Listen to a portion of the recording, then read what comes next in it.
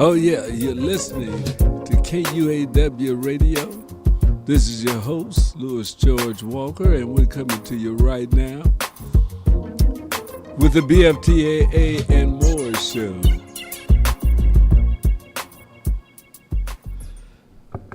Oh, yeah. All right, trying to get some of this echo down off of me here. Hearing myself back through my speaker. That was something I had come up the other day. We'll have to see if we can figure out how that happens. Not sure.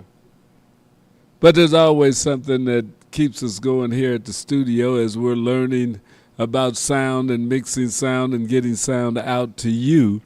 That it may sound good to you, but sometimes there's a little echo in here. So I don't know if you're picking that up, but definitely I am. So I have to turn down my monitor.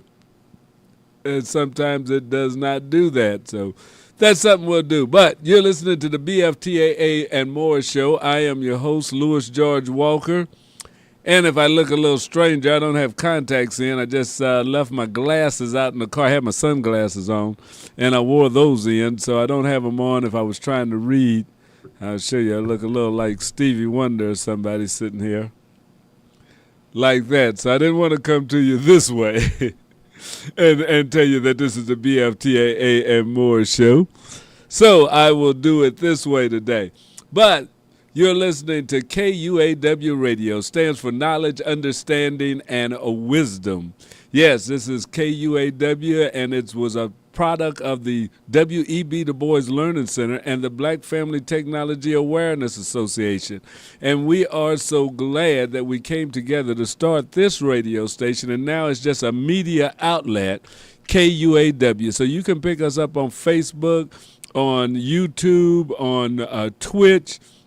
We also load this right up into X, which used to be Twitter. There's a couple of sites that we're on Facebook, the KUAW Radio, and you can pick up some of the shows on the BFTAA, Black Family Technology Awareness side. So we're coming to you there with all of our live shows. When we do live shows, you pick us up and you can see us and hear us. Now, we also have audio-only shows that are played 24 hours a day. So you can listen to this station not only now, like as I'm talking, but you can listen to it 24 hours a day if you have the TuneIn app, Get Me Radio, Online Radio Box, Radio Garden, any of those sites. You can pick up KUAW. You know, we're coming over your phone, we're coming over your computer. If you're in your car and you've got Wi-Fi or Bluetooth connection, we can come over your car speakers, and that's great. You can also pick us up if you're in Kansas City, especially if you're in the core of Kansas City, because we're on 100.5. That's 100.5. KOJH, Kansas City's original jazz house. So we're on that and broadcasting live to you right now, 100.5 on the FM dial.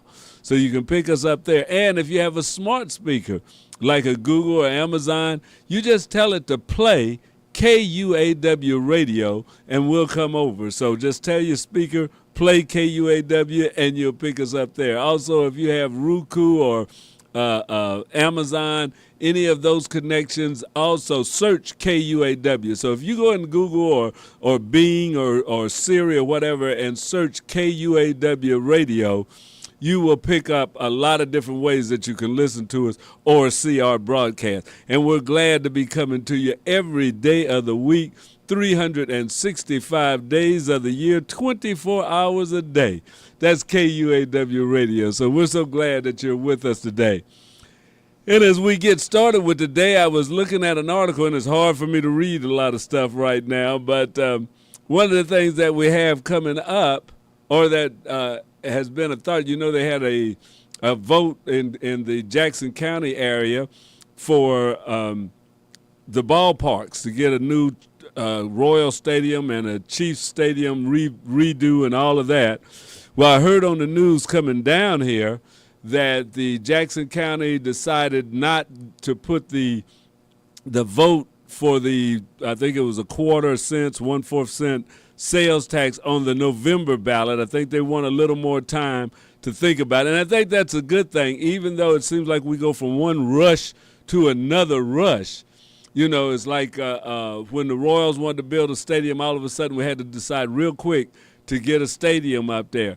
Now, not that the Chiefs said anything about they needed to have anything right quick. They said they could stay where they were, but they could jump on the bandwagon if you're going to be building something and giving some money out. Yes, we want some too. So we rushed around here, and that didn't pass. It wasn't well thought out, and people were kind of against it. Some just didn't have enough information. Some didn't like where they were putting it because of the business effects it would have and all of that type of thing. So then Kansas decided, well, okay, we'll put some star bonds in. So then Jackson County all of a sudden again, rush. Let's see about doing some other tax thing just for the Chiefs. And the Chiefs hadn't been asking for anything. But because Kansas is saying, oh, we've got this money and we'll build a stadium. So, you know, rushing from one race pit to another is not the way to make good decisions. Yeah, sometimes you do have to do things in a hurry, but sometimes haste can make waste. That we need to think things out and see what it is we really need and how we need to see about getting everybody on board so that we can do it, so that we can accomplish some of these things. So, you know, they're not going to put it on the ballot in November. That's not to say I think the next election is in April. So they've got some time from now till a couple of months before then, and we'll hear this all over again. But there was also some news out about the Royals. They have a new location that they're looking at, a proposed thing. It's a dream thing for a downtown stadium, and that's to put it in Washington Square Park, that's downtown. If you probably drove by it and didn't notice it much, or you may notice it now because there's a lot of homeless people or unhoused people, whatever is the word we want to say, that are camped out in the park. But it's that park right across the street from Crown Center. So if you come out of the Crown Center Hotel, you look straight across the street, there's a park over there. That's where they're talking about now as a dream that they may could put a stadium in over there. Now, there is a big office building kind of close over there, and, you know, the streets come up pretty close. I don't know if they can shoehorn it in there or if Grand Avenue kind of gets taken away or pushed to the side a little bit for this ballpark to be there, because it does seem like a pretty tight fit. But they're looking at putting it between Union Station and what used to be the IBM building. I don't know, it's before you get over to the other hotel, but between Main and Grand Avenue. So that's where some people are thinking that would be a good idea for it. They say the park is only 10 acres. So fitting it in there would be pretty hard, and that is a thing, because, I mean, you may not know the area, but if you drive by there sometime this year, you look at it between Grand and there, although, you know, Grand could probably be eliminated as a through street there, but that doesn't give you too much more room. And there are a couple of huge office buildings, so I know that's going to cost a little bit of money if you want to get those office buildings to move and tear stuff down. It's not a bad location. It's close to some railroad tracks on the backside, which that would be okay. Nobody's going to complain about you being too close to the railroad tracks for a baseball game. But for the front and the sides of it, I don't know. So it's like the owners of the Royals really want to be downtown. They want a downtown station really bad. But it's hard to find enough space, especially in the parts of downtown that are booming right now. When you talk about the Crossroads District and that area and Union Station, that's where everything seems to be gravitating toward. But it'd be kind of hard to kind of force something down in there.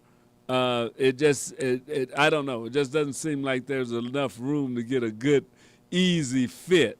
So they're still working to try and get that downtown, but I don't know if we'll be able to find a good space for it. The spot they were talking about over off of 10th Street and by I-70, that also seemed to be a little bit small for me, but there's maybe where the old Greyhound bus station used to be and Humboldt School and Commerce Bank sits over in that area now.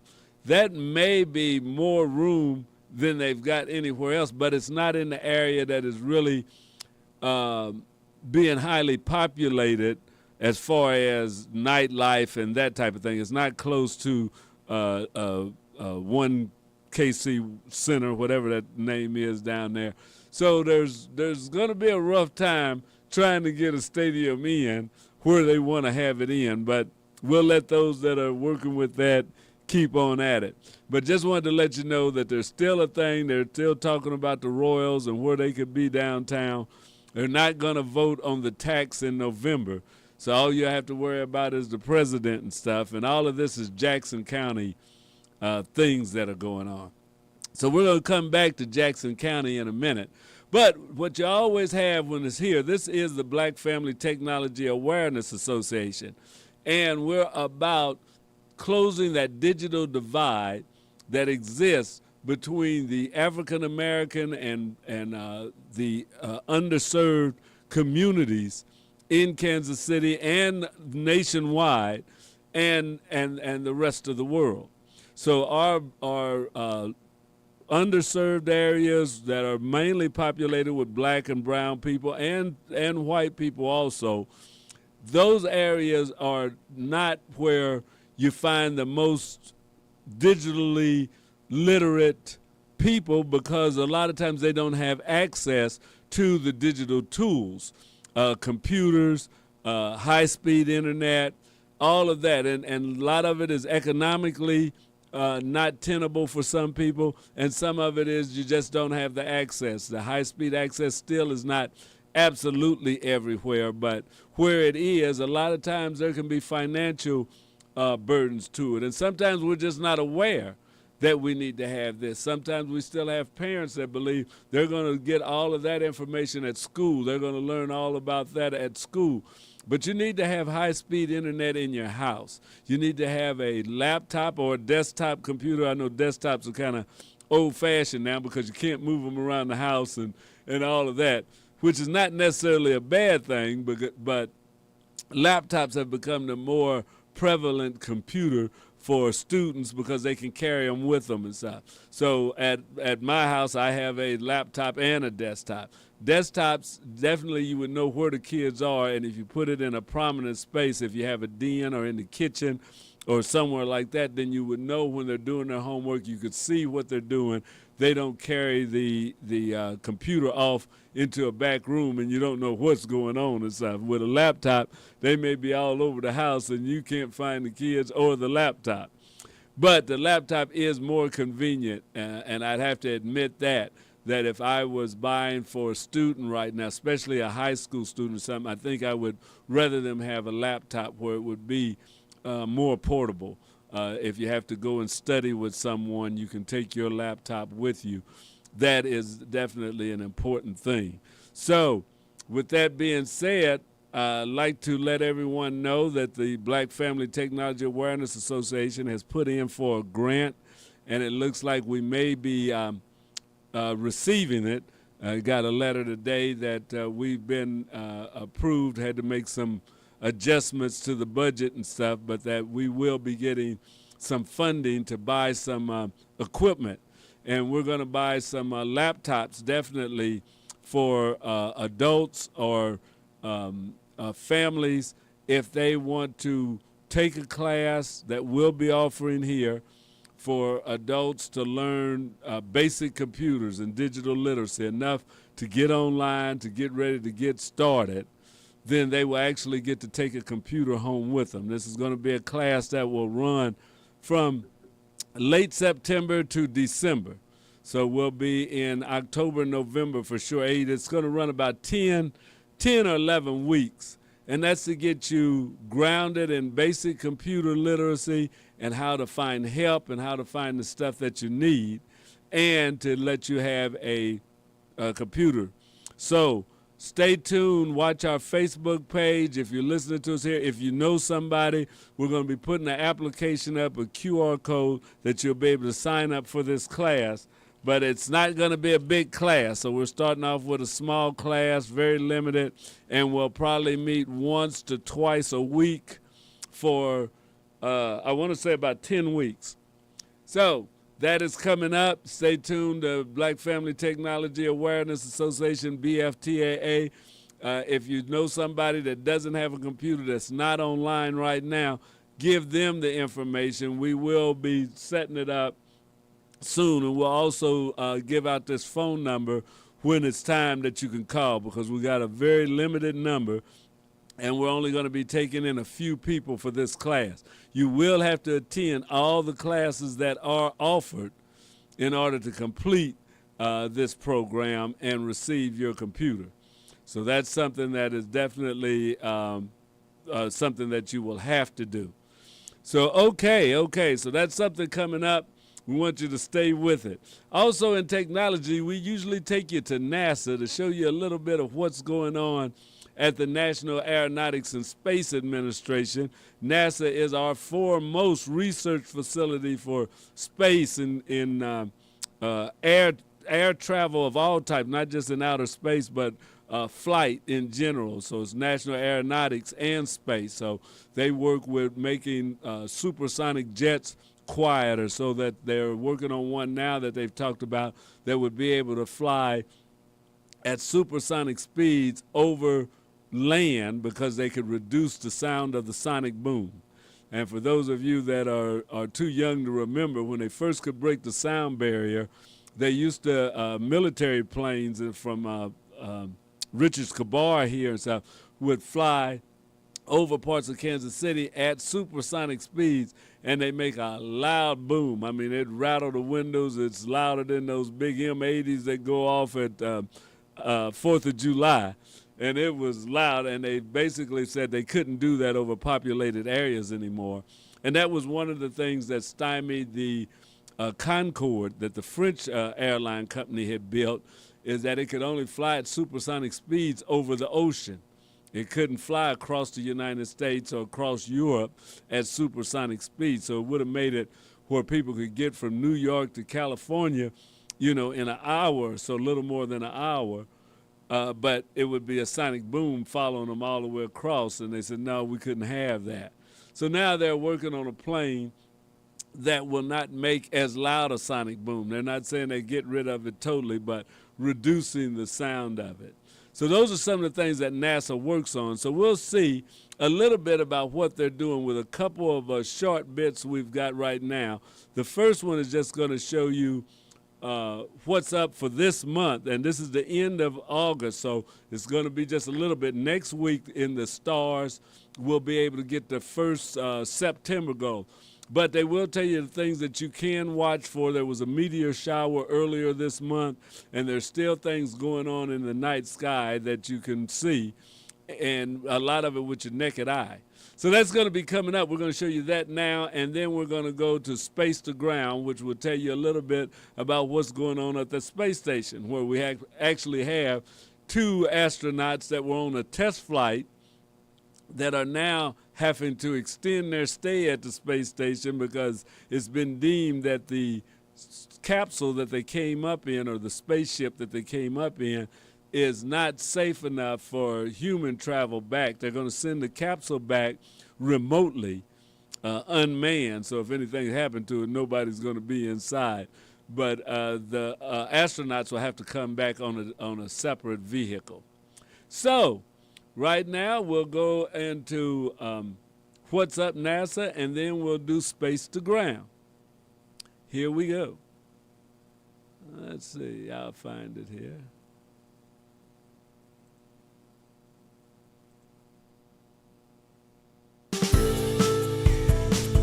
What's up for August? A super close meetup of Jupiter and Mars, the outlook for the Perseid meteors, and see a stellar nursery in the Lagoon Nebula. During the month of August, the red planet Mars speeds past our solar system's largest planet, Jupiter, in the AM sky. They have an extremely close pair-up called a conjunction on August 14th, when they'll appear just 1/3 of a degree apart, which is less than the width of the full moon. The view from NASA's Eyes on the Solar System reveals the 2 planets arranged along the same line of sight, which is why they appear so close together in the sky at this time. Mars quickly pulls away from Jupiter over the following mornings, but on the 27th, the crescent moon joins the two planets to form a captivating trio in the morning sky. Saturn flies solo most of the month on the opposite side of the sky, though the moon chases close behind the ring planet on August 20th. The pair rise shortly after dark and trek toward the west together until dawn. The warm summer nights of August in the northern hemisphere make the Perseid meteor shower an annual favorite. This year's peak night for Perseids comes on August 11th and into morning twilight on the 12th. Provided you have clear skies, viewing conditions will be favorable this year as the moon sets by around 11:30 p.m. local time. Meteor activity picks up from then until dawn. From darker viewing locations, meteor counts of 50 to 75 per hour are pretty normal at the peak. The Perseids appear to originate from a place in the sky that rises in the northeast, so lie back and face roughly in that direction, but try to take in as much of the sky as you can in your view, as meteors can appear all over. All the stars in the sky share a common origin in giant clouds of gas and dust called nebulas. And one such stellar nursery, the Lagoon Nebula, is well placed to observe in the August sky. The Lagoon Nebula will feel familiar to you if you've ever observed the Orion Nebula, with the latter being just a bit brighter. Being about 3 times wider than the full moon, it's still relatively easy to find, even under suburban skies with binoculars or a small telescope. The Lagoon Nebula is located in the constellation Sagittarius, which regular skywatchers will know is synonymous with the faintly glowing band of the Milky Way core. You'll find it here, just above the top of the star pattern known as the Teapot. The nebula is located about 4,000 light-years away.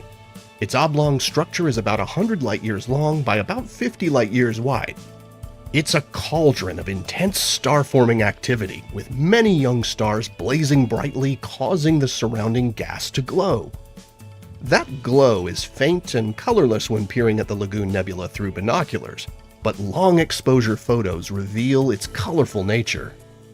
The bright stars are also sculpting the nebula, creating voids and turbulent knots and streamers of gas. The nebula gets its name from one of these dense, dark clouds that stretches across its middle, looking something like a watery lagoon.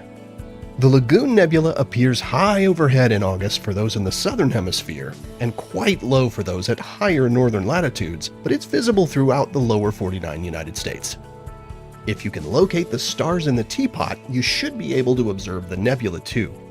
To find it, follow a line toward the west, twice the distance from the top of the Teapot's handle to the top of its lid. Nebulas can be challenging to observe, even with a telescope. But with its large size and relative brightness, the Lagoon Nebula offers a great opportunity to see one of these star forges for yourself in August. Here are the phases of the moon for August. Stay up to date on NASA's missions exploring the solar system and beyond at science.nasa.gov. I'm Preston Dykes from NASA's Jet Propulsion Laboratory, and that's what's up for this month. All right. Yeah, that's what's up from NASA right there. Pretty interesting. But next week on the show will be September. We won't have a show. It'll be the holiday. So we'll come back the next week after Labor Day and show you all the things that'll be going on in the night sky in the month of September. I'll probably do a replay show for the holiday just to have myself on here so you will be able to see me. But that'll be going on, and we'll watch over that. So right now we'll go to Space to Ground. Here we go.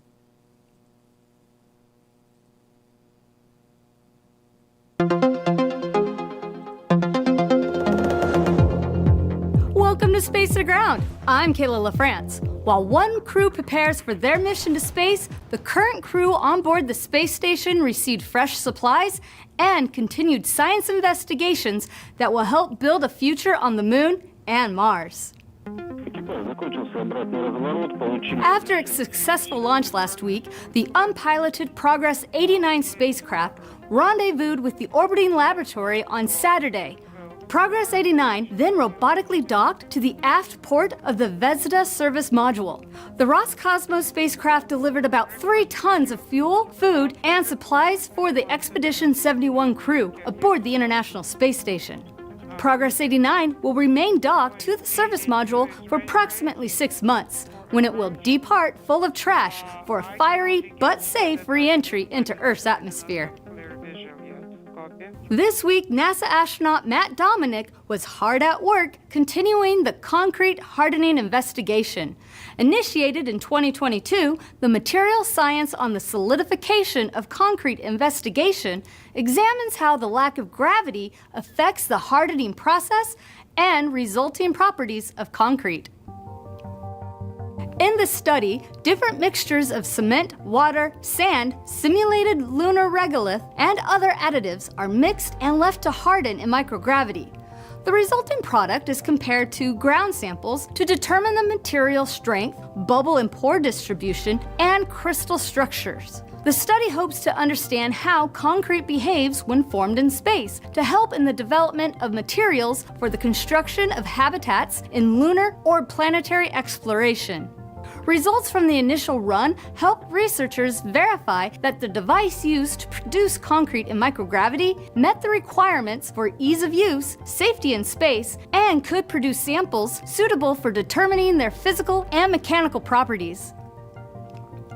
Final preparations are underway for the next crewed launch of the Roscosmos Soyuz spacecraft, which will ferry NASA astronaut Don Pettit to space for his 4th voyage into low Earth orbit.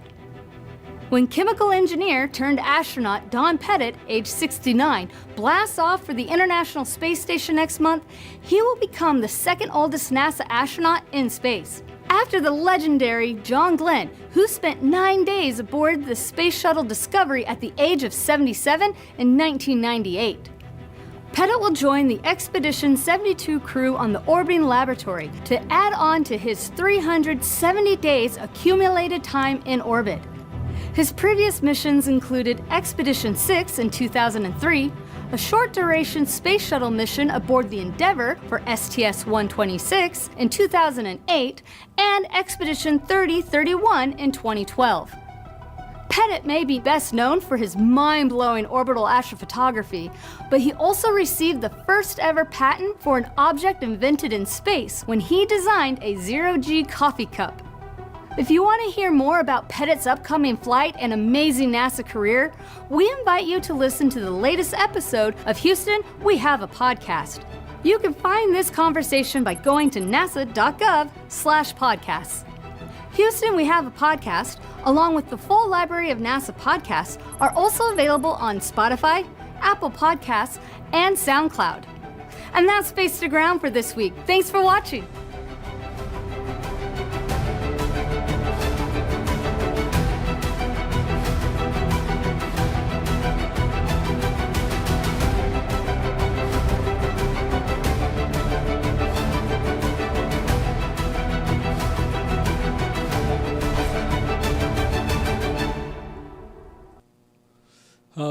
All right. That was Space to Ground. So a lot of things going on. Yeah, I like to see those old timers when they're doing things. 69 years old, he's just a youngster getting to go up in space. But that's to let you know that you're never too old to live your dreams.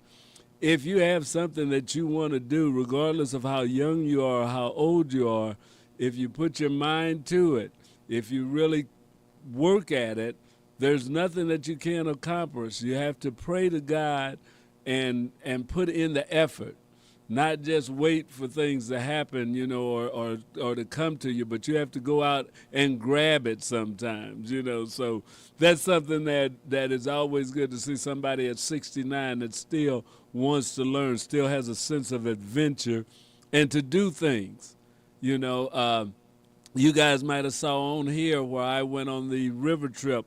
I was in the Missouri, the MR 340 race, 340-mile long race, the world's longest nonstop river race in the world, that I entered this year, about a month ago, on the 23rd of July, so a little more than a month ago. I did not finish. I did not make it all the way, but I didn't let that stop me as somebody saying, well, you can't go 340 miles. That's a long way. How are you going to do it? This, that, and the other stuff. No, it's something I wanted to do. And if the good Lord's willing, I'm going to do it again next year, and I'm going to get the whole 340 miles under my belt so I can have that accomplishment under my belt, one of those bucket list items. But those are things that we have to do is keep learning, keep growing, keep trying to do something a little bit better. And if you can help your fellow man, all the more, that we have to do things that keep us moving. And to me, that's, we're here. God has a purpose for us. And it's maybe not to just sit around. Maybe it is to do something, to help another human being, to be an inspiration for somebody, or sometimes to be a warning of what not to do. But, we have to definitely keep trying, keep doing. I wanted to say on this show, Saturday, day before yesterday, was a very big day for me. I'm humbled by the fact that I was nominated and elected or won, however they call it, to become one of the inductees on the Freedom Wall. The Freedom Wall that is located on the monument to freedom, justice, and courage. It's in the Leon Jordan Memorial Park, located at 31st and Benton. There were 86 inductees on hand. They induct 100 people a year.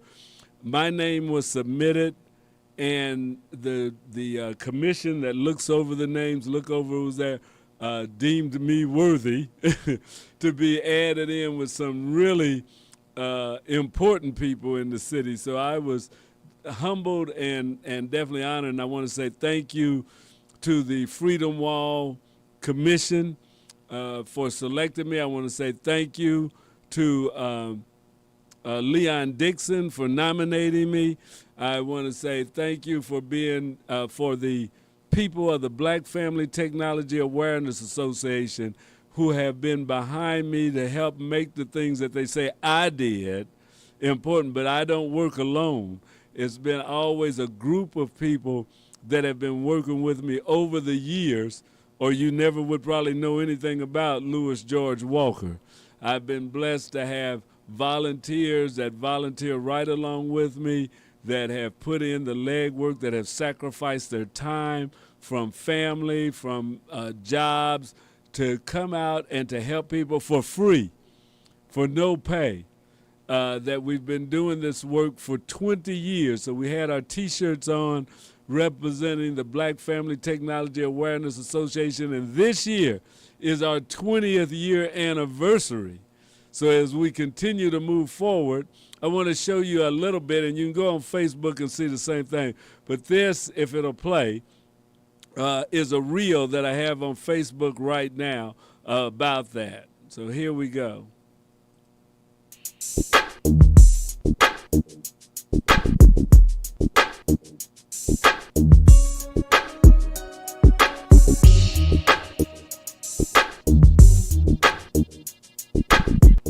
Louis George Walker.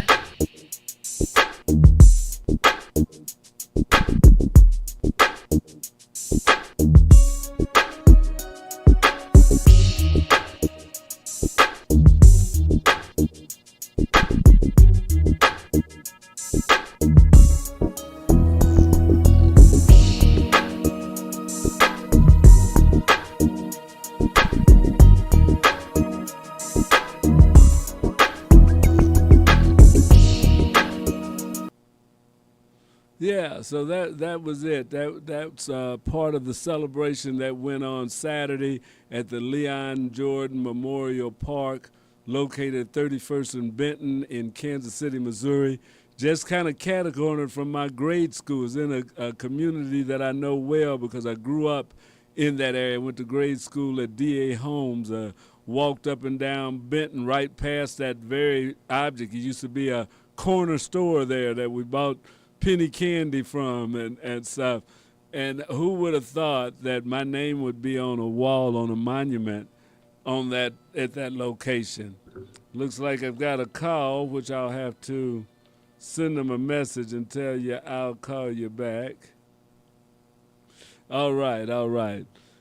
So as we continue to move forward, one of the things that we want to do is to always remember those. And if you haven't been to the Freedom Wall, check it out if you have some time. It's right there. It's in a very nice park, 31st and Benton. You can go up there and see all the names that were on there. And I want to thank again all the volunteers and people that worked with the Black Family Technology Awareness Association, and in likewise KUAW Radio, which is a project of the Black Family Technology Awareness Association. All of those volunteers that have helped to make BFTAA what it is, that have helped to make me look good. As one of my friends said today, somebody has to be the face of the organization, and she said, George, you're just it. But it definitely wasn't me by myself, and we'll have to see if they'll open up a space on the wall for organizations and groups that are doing great things in the city, because there's hundreds of groups and small clubs that work with people, that provide mentorship, that provide scholarships, that fight for justice, to end violence, to protect women, all of those type of groups that are working in the community. A lot of times unsung people that work by digging in their own pockets, using their own money, that don't get paid, that they actually pay to help people. And that is a dedication that, no greater love. That people will actually take from their money to pay to help other people that they don't know. So that is the beauty of volunteerism. If you don't volunteer, you might want to consider it.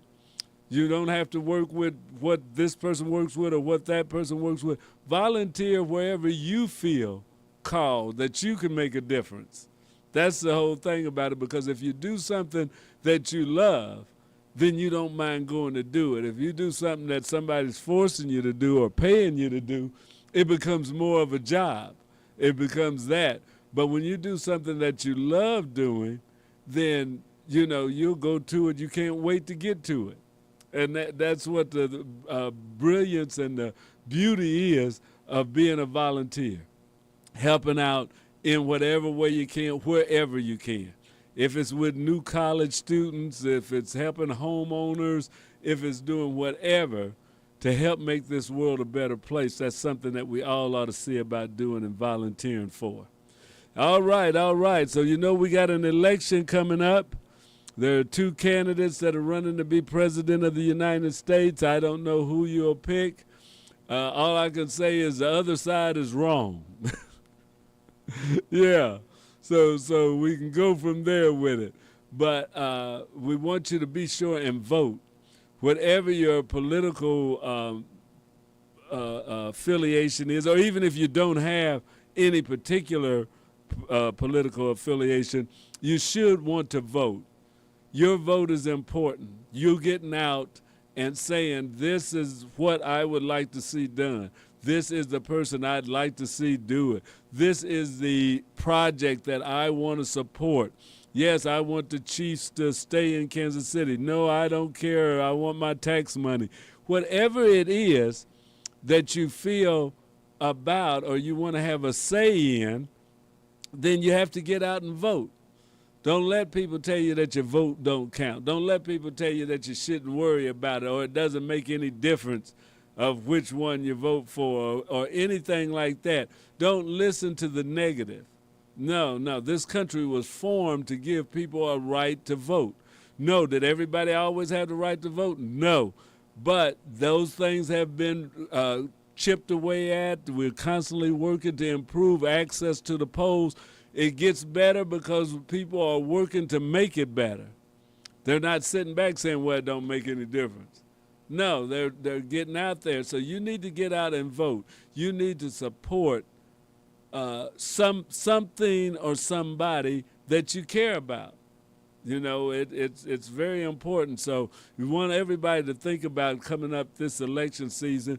Even if you don't vote for president, look at some of the issues that are going to be on the ballot. It's going to be a lot of things that will affect you right here in Kansas City, Kansas, in Johnson County, in Clay County, in Cass County.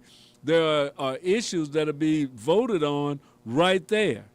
It doesn't have to be about the president or the senator or the governor even. It may be something that's important for a trash pickup on your block. But you've got to get out and vote. You've got to find out about the issues. You got to do some work. Yeah, I mean, you don't want people to try and spoon feed you and say, well, this is what you want to vote for. You want to look at a lot of different options. It's work. But, you know, nobody said it's going to be easy to be a citizen. Nobody says that it's done without a cost. We've got to be willing, just like volunteering. You have to be willing to put some skin in the game.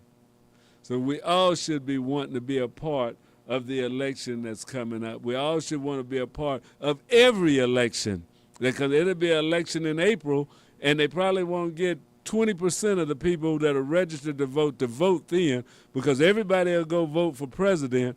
But in April, when they're talking about taxes, when they're talking about a sales tax or this, that, and other, that's usually decided by less than 20% of the people. Most people don't show up. Sometimes different people that have an agenda set, they'll wait to put things on the ballot in April, because they say we don't need but a few people that we can talk to vote for it. And it's going to go through, because a lot of people ain't going to even show up. So, you know, go vote. I'd vote. I don't know that if I've missed one or two elections in the last, 40 years, 50 years that I've been able to vote. I try not to miss any. I voted absentee when it was hard to vote absentee, because my job was sending me out of town, and you had to go give them an explanation and just about tell them to call your boss to make sure you was leaving town and all of that before you could do an absentee ballot. Now you can go and vote a week before. You can go and vote on a Saturday or Sunday when you're not working. You got all kind of ways they're making it easier and easier for you to vote. So all you have to do is get up and go do it.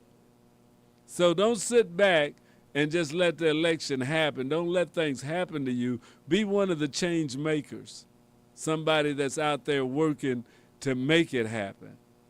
And that you can feel better about that. You say, hey, I had a hand in that. Or if it doesn't go your way, you can say, oh, man, we're going to have to work harder this time. This don't feel good losing. That's all right. You know, it's all part of the game. It's all part of the work. It's all part of life. So let's be participants in life and not just spectators. Everybody might have an MR 340 race they want to enter. It might not be going down the river in a kayak. It's something else that you want to do that will test you, that will push you to do more than you've ever done before. But that's what it's about, to get out there and do it. So I want to thank you for joining me this evening, this afternoon. This is the BFTAA and More Show. I am your host, Louis George Walker. You're listening on KUAW Radio, knowledge, understanding, and a wisdom in Kansas City, Missouri. Be sure and tell your friends about us. Like and support this on Facebook and YouTube. Put a check mark by it. Subscribe on YouTube and like us on Facebook. So that the more likes and stuff we get, the more you get rolling. The more that they show it to other people, this gets bigger. We maybe get money to fund upgrades and to improve our studio. We may be able to bring some kids in here and do some programs that'll help young artists or young broadcasters get their feet wet. So we're just glad that you're listening right now. Hope that you'll join me again next week. This is Louis George Walker with the BFTAA and More Show, saying thank you for listening. Thank you, Jackson County, again for the honor and that you bestowed upon me. Thank you for everybody that's been doing things. Thank God most of all. All right, we'll see you later. That's all for today. Bye-bye.